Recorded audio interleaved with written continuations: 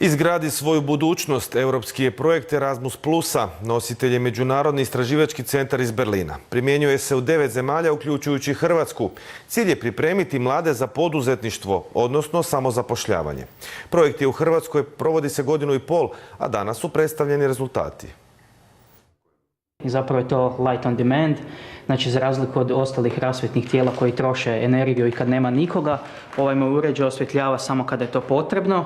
Na taj način štedi energiju, povećava osvjetljenje i na neki način štiti od potencijalnih krađa ili kriminala u mračnim ulicama.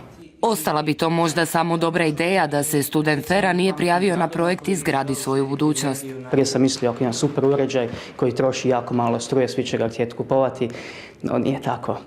Sada to zna kada je u 1,5 dana prošao 5 modula, od uvoda u poduzetništvo preko razvoja ideje, marketinga, poslovnih aktivnosti, financija do pokretanja, održavanja i povećanja poslovanja.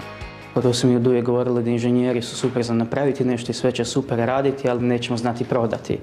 A ja ne želim raditi za nekoga, želim raditi na svojim idejama, na način kako ja želim i želim to prodavati i živjeti od svoje strasti. Ideje su razne, baš kao i zanimanja mladih poduzetnika. Našlo se tu inženjera, arhitekata, umjetnica, humanistica. Raznih pozadina povezuje ih želja za boljom poslovnom budućnosti, a to je i cilj.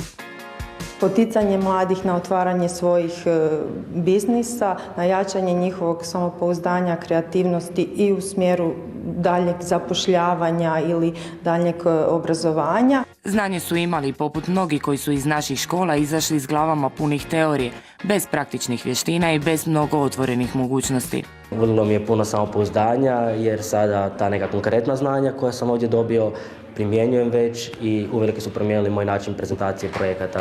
Iz projekta su prvo ispali oni koji su samo imali ideju i htjeli zaraditi mnogo novca s malo truda. Oni koji su ostali željni konkretnog znanja dobili su ga od ljudi koji znaju o čemu govore i u stvarnom se svijetu bave onim što podučavaju.